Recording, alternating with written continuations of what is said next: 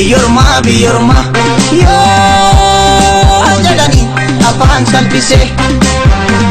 afaan tu salphise himaa keessa geenan cima ni beelofta ni deebota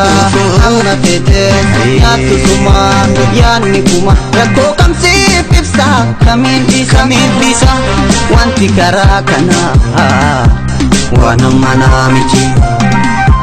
silaki me tumfitu hindum wanta karaa kana akkiyaada arjuma kubaddu yoo nama yaa jiru biyyorma neensi gaarallee si morma yaa jiru biyyorma neensi gaarallee si morma achi gayu keetu mamata rakkoon karaa kana ulfaata akka nama tokkootitu mirgata kan qabdu biyya kan kee keessa baate ajajuun dandeessu ajajamoo malee osoo wabii biyya qabnu babbastaanee kophaa teena jiruun diinaaf qabaa malee qabnu dhaba ya rabbi mootii waa hundaasuma waaqayyoo gabru ya rabbi mootii waa hundaasuma waaqayyoo gabru yaa jiru biyya ormaa yoo jedhani afaan salphise afaan tu salphise himaa keessa geenan cima ni beelofta ni deebota amma fete nyaattu suma yaanni kuma rakkoo kamsiif ibsa kamiin bisa wanti karaa kana waan amma naamichi silaki me tumfitu hindum wanta karaa kana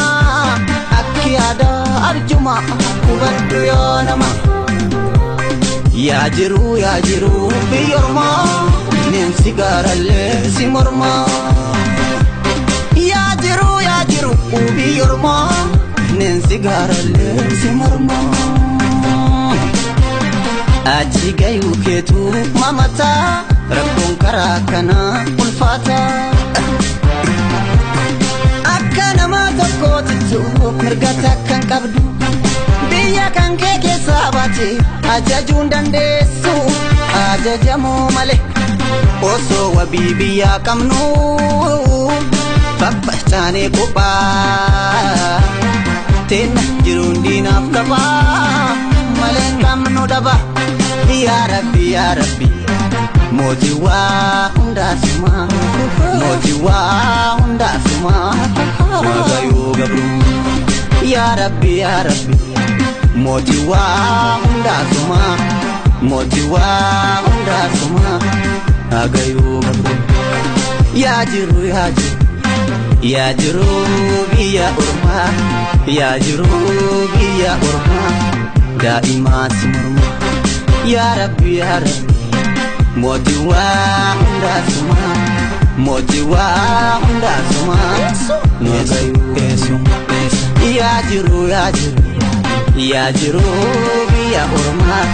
yaa jiru biyya ormaa